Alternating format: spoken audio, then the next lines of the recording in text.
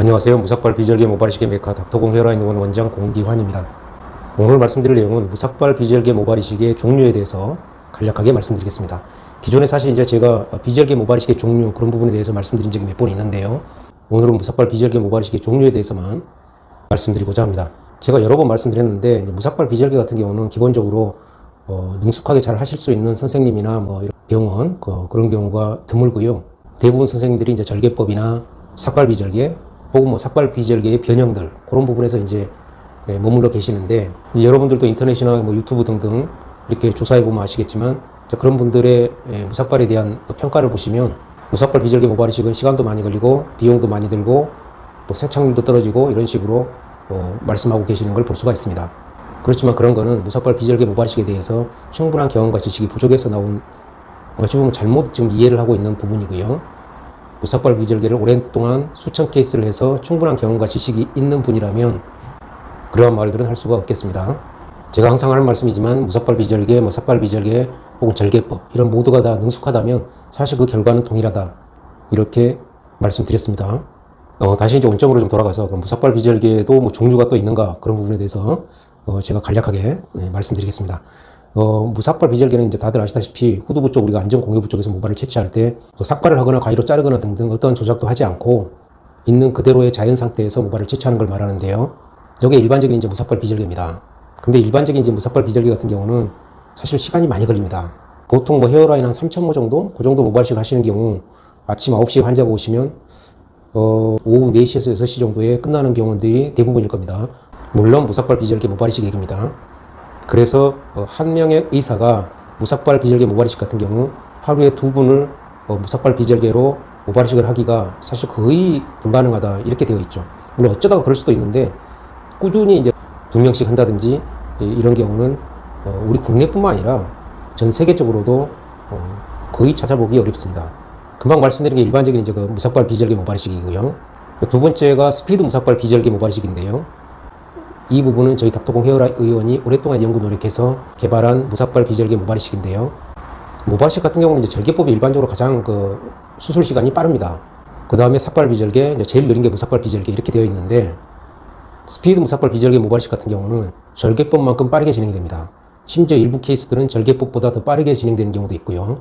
그래서 굉장히 빠르게 진행되는 무삭발 비절개 모발이식이다 해서 스피드 무삭발 비절개인데, 사실 이 다른 부분도 많이 있습니다.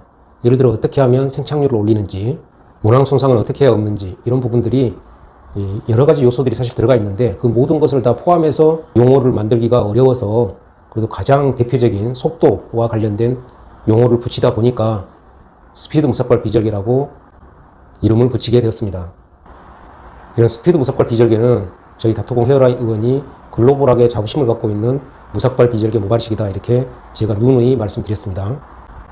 세 번째로는 금방 말씀드린 그 일반적인 이제 무삭발 비절개 모발이식하고 스피드 무삭발 비절개 모발이식은 채취된 모발을 보면 아주 짧은 모발이 나옵니다. 반면에 마지막으로 말씀드린 인텍트 무삭발 비절개 모발이식은 채취된 모발이 내추럴 롱헤어, 그러니까 있는 그대로의 장모가 나오게 되겠습니다. 이건 기존에 우리가 비절개 기계 가지고는 안 되고 이제 특수한 비절개 팁이 필요한데, 정확히 명칭은 팁이 아니라 이제 펀치라고 하죠.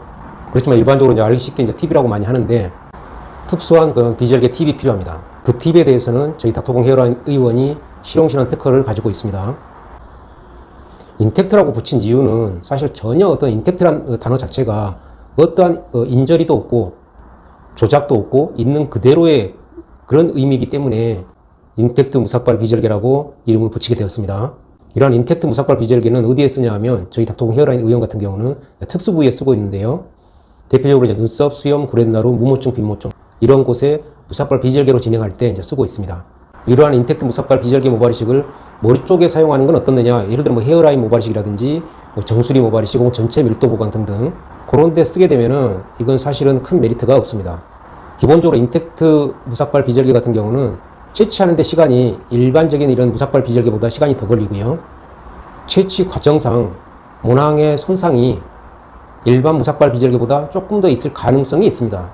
100% 물론 그렇다는 건 아닌데요. 또 머리에 심었을 때 기다란 모발을 심어 놓으면 우리가 이제 처음에 생착 기간이 2주인데요. 그 골든타임이 2주인데 2주 동안 매일 머리 감거나 이럴 때 아무래도 짧은 모발보다는 긴 모발일 때 뭐가 좀 빠질 가능성이 좀 있는 거죠. 따라서 머리 쪽에는 인텍트 무삭발 비절개를 이용해서 긴 모발을 심는다는 것은 보통의 이제 그 무삭발 비절개, 스피드 무삭발 비절개를 이용한 짧은 모발을 심는 것보다 메리트가 없다, 이렇게 말씀드릴 수 있겠습니다. 마지막으로 다시 정리하자면 무삭발 비절개의 종류는 일반적인 이제 흔히 일부 의사분들이 하시는 이제 무삭발 비절개 요게 하나 있고요. 두 번째는 저희 닥터공 헤어라인 의원이 하고 있는 스피드 무삭발 비절개 요게 있고, 세 번째가 인텍트 무삭발 비절개라고 내추럴 롱 헤어가 나오는 특수 부위에 쓰는 그런 무삭발 비절개가 있습니다. 저희 닥터공 헤어라인 의원은 기존의 무삭발 비절개를 업그레이드 시킨 스피드 무삭발 비절개 모발이식을 하고 있고요. 특수 부위, 그러니까 눈썹, 구렛나루 수염, 무모증, 빈모증 이런 데에 인텍트 무삭발 비절개 모발이식을 하고 있습니다. 오늘은 무삭발 비절개 모발이식의 종류에 대해서 간략하게 말씀드렸습니다. 감사합니다.